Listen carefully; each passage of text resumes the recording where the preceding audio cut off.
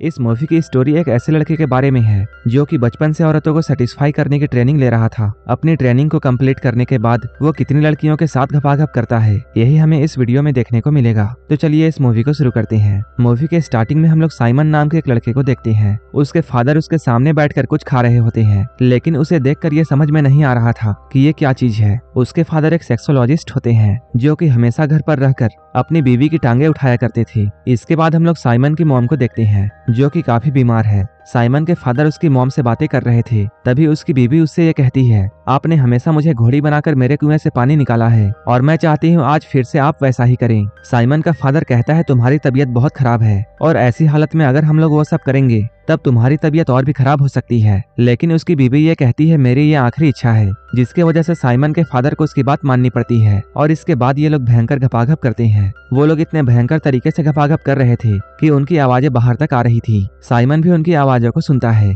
और वो दरवाजे से उन्हें देखने लगता है। साइमन का फादर अपनी बीवी को ऐसा पेलता है कि उसके पानी के साथ साथ आत्मा भी निकल जाती है। अब साइमन की मॉम की डेथ हो चुकी थी। इसके बाद उसका फादर बाहर आता है और वो साइमन को उसकी मॉम के पास लेकर जाता है। यहाँ वो अपने बेटे को कामा सूत्र की बहुत सारी बुक्स दिखाता है और वो कहता है, अब मैं तुम्हें औरतों को सेटिस्फाई करने की ट्रेनिंग दूंगा, कल सुबह से ही तुम्हारी ट्रेनिंग शुरू होगी। साइमन का फादर उसे सारी टेक्निक्स सिखाता है, यहाँ तक कि वो उसके औजार को बड़ा करने की तरकीब भी बताता है। साइमन ने बहुत सालों की ट्रेनिंग की थी और अब साइमन बड़ा हो चुका था। तभी उसके पिता यहाँ आकर उसे ये समझाते हैं, अगर किसी का पहला घपाघप अच्छा नहीं जाता है तब उसकी पूरी जिंदगी बर्बाद हो जाती है। इसलिए उसका फादर उसे किसी के साथ भी इंटीमेट होने की परमिशन नहीं देता था। लेकिन साइमन कंट्रोल नहीं कर पा रहा था, इसलिए एक दिन वो अपनी नौकरानी को ही पकड़ लेता है। लेकिन तभी साइमन का फादर यहाँ आ जाता है और वो कहते हैं, जब तक मैं ना कहूँ तब तक तुम ये सब नहीं करोगे। ये सुनकर साइमन काफी उदास हो जाता है। कुछ दिनों के बाद सू नाम की एक लड़की साइमन के घर में रहने के लिए आती है। उसके फादर साइमन को ये बताते हैं, सू उनकी दोस्त की बेटी है, उनके घर में काफी प्रॉब्लम्स चल रही हैं, इसलिए सू कुछ दिन यहीं पर रहेगी। सू जब यहाँ आ रही होती है तभी साइमन उसके संतरों को देखता है और वो उसकी तरफ अट्रैक्ट हो जाता है। अब साइमन सू को छुप छुप कर देखता था, लेकिन तभी साइमन के फादर फिर से आ जाते हैं और वो उसे ऐसा ना करने की वार्निंग देते हैं। लेकिन साइमन तो एक नंबर का ठरकी था। एक दिन जब सू उसके कमरे में आकर कुछ पढ़ रही होती है, तभी साइमन अपने छोटे चेतन को पकड़कर अपनी हाथ की शक्ति दिखाने लगता है। रगड़ रगड़ कर साइमन अपने छोटे चेतन को अनाकोंडा बना देता है और ठंडे फर्श पर गर्मा गर्म क्रीम गिराता है। सू जब यहाँ से गुजर रही होती है तभी सू का पैर साइमन के क्रीम पर आ जाता है और वो फिसलकर गिर जाती है। साइमन भी इस मौके का फायदा उठाता है और वो जल्दी से उसे उठाने के लिए जाता है। सू जल्दी से यहाँ से उठकर शर्माकर भाग जाती है। अब साइमन सू को याद करके हाथ गाड़ी चलाता है। एक बार वो सू को चुपके से नहाते हुए देखता है। वो देखता है सू भी अपने हाथों से अपने आप को प्लेजर दे रही है। तभी साइमन सोचता है, हम दोनों को एक दूसरे की जरूरत है, इसलिए अब हम दोनों को मिलने से कोई भी नहीं रोक सकता है। इसके बाद वो बाथरूम के अंदर चला जाता है। सू भी उसे यहाँ देखती है। इसके बाद ये लोग यहीं पर अपनी पेलन क्रिया शुरू कर देते हैं और ये लोग अब रोज काफी बार घपाघप किया करते थे। अब साइमन को उससे प्यार हो चुका था। एक बार जब साइमन सोकर उठता है तभी उसे सू का लेटर मिलता है। वो उस लेटर में ये लिखती है, मैं एक प्रोस्टिट्यूट हूँ और तुम्हारे फादर ने मुझे तुम्हारे साथ रहने के लिए पैसे दिए थे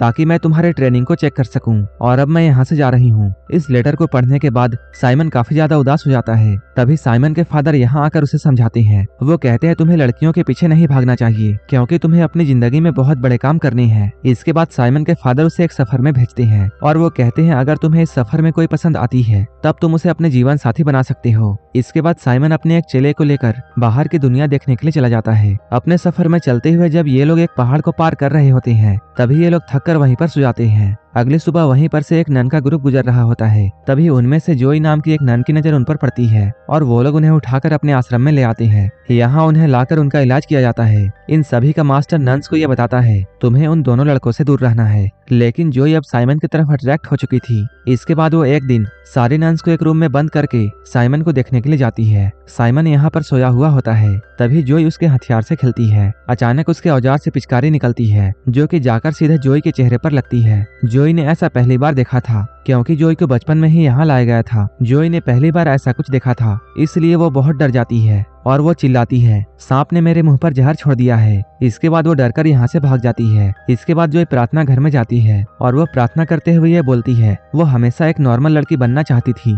लेकिन उसके माँ और बाप के मौत के बाद उसके मास्टर ने जबरदस्ती उसे नन बना दिया था। वो कहती है, साइमन मुझे काफी ज्यादा पसंद है, लेकिन मैं ये बात उससे कभी नहीं कह पाऊंगी। लेकिन साइमन भी उसका पीछा करते हुए यहाँ तक आ चुका था और वो जोई की सारी बातों को सुनता है। जोई जब साइमन को अपने पीछे देखती है तब वो बहुत घबरा जाती है। तभी साइमन उसके पास पास आकर उसे पकड़ लेता है और वो कहता है मैं भी तुम्हें बहुत पसंद करता हूँ। ये लोग यहाँ पर घपाघप करने ही वाले होते हैं, लेकिन तभी साइमन का नौकर यहाँ आ जाता है। तभी जोई शर्माकर यहाँ से भाग जाती है। इसके बाद साइमन अगले दिन अपने सफर पर निकल जाता है। साइमन के यहाँ से जाने के बाद जोई को उसकी बहुत याद आती है। इसके बाद वो अपना भेष बदलकर उसके पीछे पीछे चल देती है। जंगल में उसे कुछ लोग मिलते हैं। जोई पूछती है क्या तुमने 2 आदमियों को यहाँ से जाते हुए देखा है, लेकिन वह बदमाश जब जोई को अकेले जंगल में देखते हैं तब उनका मन भाग जाता है। वो लोग कहते हैं हाँ हम लोगों ने उन दोनों को देखा है, चलो हम लोग तुम्हें उनके पास लेकर जाते हैं। हम लोग इधर साइमन को देखते हैं जो कि उसी जंगल में भटक रहा होता है। तभी उसे जोई की चिल्लाने की आवाज सुनाई देती है। इसके बाद वो जल्दी से जाकर उस जगह पर देखता है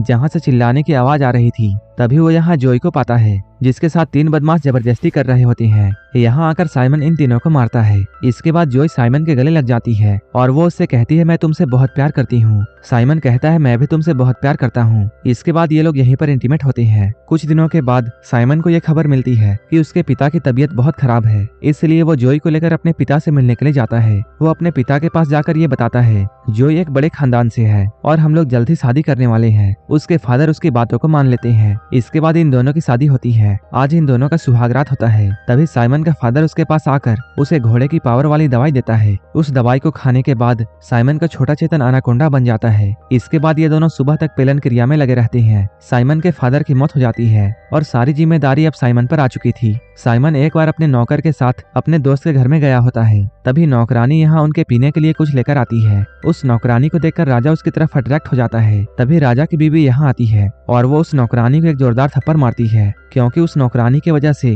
राजा का ध्यान अपनी बीवी से हट गया था। जब साइमन झील के किनारे बैठा हुआ था तभी साइमन को वही नौकरानी दिखती है जो कि यहाँ पर रो रही होती है। जब साइमन उससे रोने की वजह पूछता है तब वो कहती है आज उसकी मालकिन ने उसे खाने के लिए कुछ भी नहीं दिया है। साइमन को यह सुनकर बहुत बुरा लगता है, इसलिए वो उसे खाना खिलाता है। वो उससे कहता है अगर तुम चाहो तो मेरे साथ मेरे घर पर रह सकती हो और वहाँ तुम्हें कोई परेशान नहीं करेगा। वो नौकरानी साइमन को हाँ कह देती है। साइमन उससे कहता है मैं जल्द ही तुम्हें लेने के लिए वापस आऊंगा। इसके बाद साइमन यहाँ से चला जाता है। अब साइमन अपने चेले के साथ एक ठुकाई केंद्र में जाता है। वहाँ उसे अपने दोस्त की बीवी मिलती है जो कि यहाँ की मालकिन थी। वो दिन में राजा की पत्नी की तरह रहती थी, लेकिन जैसे ही रात होती थी वो यहाँ अपना कारोबार संभालने आ जाती थी। वो यहाँ साइमन को यह बताती है हमारे ठुकाई केंद्र में एक दिन में बस एक ही बुकिंग होती है और आज की बुकिंग तुम्हारे चेले को मिल चुकी है, इसलिए आज तुम्हारा कुछ भी नहीं हो सकता है और तुम कल आना। इसके बाद साइमन उदास होकर यहाँ से जाने लगता है। तभी रास्ते में जाते हुए उसे एक आदमी मिलता है। उस आदमी से बात करते हुए साइमन ठुकाई के अंदर में जो भी कुछ हुआ उसके बारे में उस आदमी को बताता है। लेकिन तभी अचानक कुछ आदमी यहाँ आकर साइमन पर हमला कर देते हैं। साइमन ने बहुत सालों से ट्रेनिंग किया था, इसलिए वो इन सभी आदमियों को मार देता है। लेकिन तभी एक आदमी दूर से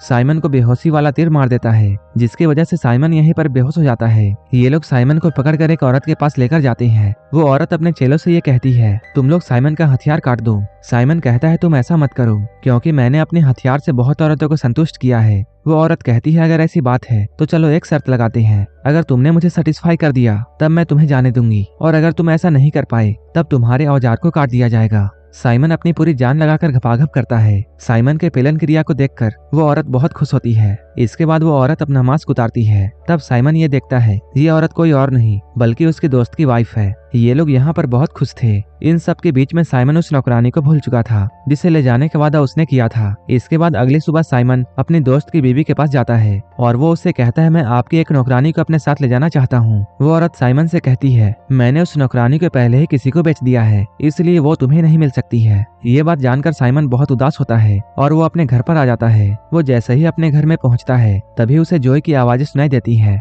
जो कि किसी के साथ घपाघप करने में बिजी थी। वो जब झांक कर देखता है तब वो पाता है जोई किसी लड़की के साथ इंटीमेट हो रही है। साइमन सोचता है उसने काफी दिनों से अपनी बीवी के साथ घपाघप नहीं किया है, जिसकी वजह से उसकी बीवी किसी लड़की के साथ इंटीमेट हो रही है। इसके बाद साइमन अंदर जाकर उन दोनों को ज्वाइन करता है और ये तीनों मिलकर खूब एंजॉय करते हैं। इसके कुछ दिन बाद जब साइमन मार्केट जाता है तब वहाँ उसे वही नौकरानी मिलती है, लेकिन वो उसे अच्छे से पहचान नहीं पाता है क्योंकि आज वो अलग कपड़ों में बहुत ब्यूटीफुल लग रही थी। साइमन उसे देखकर उसकी तरफ और भी अट्रैक्ट हो जाता है। तभी यहाँ पर उस नौकरानी का पति आता है। तब साइमन को यह पता चलता है ये तो एक शादीशुदा औरत है। साइमन उदास होकर अपने घर में आता है और इन सारी बातों को अपनी एक नौकरानी को बताता है। वो नौकरानी कहती है मेरी भी एक बेटी है जो कि देखने में काफी खूबसूरत है, अगर आप कहेंगे तब मैं उसे तैयार कर ले आऊंगी। साइमन ये बात सुनकर जल्दी से हाँ कहता है। वो नौकरानी जब अपनी बेटी को बुलाती है तब साइमन देखता है वही नौकरानी है जिसे साइमन बहुत पसंद करता है। उस नौकरानी को अपने सामने देखकर साइमन इतना ज्यादा एक्साइटेड हो जाता है कि वो उसके माँ के सामने ही उसके साथ गपागप कार्यक्रम शुरू कर देता है। जब ये लोग ये सब कर रहे होते हैं तभी वो नौकरानी कहती है उसका पति उसका घर में वेट कर रहा होगा, अगर वो घर लेट से पहुंचेगी तब उसका पति शक करेगा, इसलिए अभी मुझे जाना होगा, तुम रात में मुझसे मिलने के लिए आना जब मेरा पति सो रहा होगा। इसके बाद साइमन रात में उससे मिलने के लिए जाता है और वो नौकरानी अपने सोए हुए पति के सामने ही साइमन के साथ काम क्रिया शुरू कर देती है। अब वो नौकरानी अपने पति को रास्ते से हटाना चाहती थी, इसलिए वो अपने पति को जहरीला खाना खिलाती है। उस खाने को खाने के बाद उसका पति मर जाता है और अब साइमन को रोकने वाला कोई नहीं था। इसके बाद साइमन उस नौकरानी से शादी कर लेता है। अब साइमन के पास 2 बीबियां थी और वो इन दोनों के साथ बड़े मजे से गपागप किया करता था। वो दोनों पत्नियों के साथ किस तरह कामासूत्र की ट्रेनिंग को आगे बढ़ाता है तो ये हम इसके दूसरे पार्ट में देखेंगे। अगर आपको ये मूवी अच्छी लगी हो तब एक लाइक जरूर कर देना और ऐसे ही वीडियोस के लिए मेरे चैनल को जरूर सब्सक्राइब कर लेना। तो मिलते हैं हमारे नेक्स्ट वीडियो में।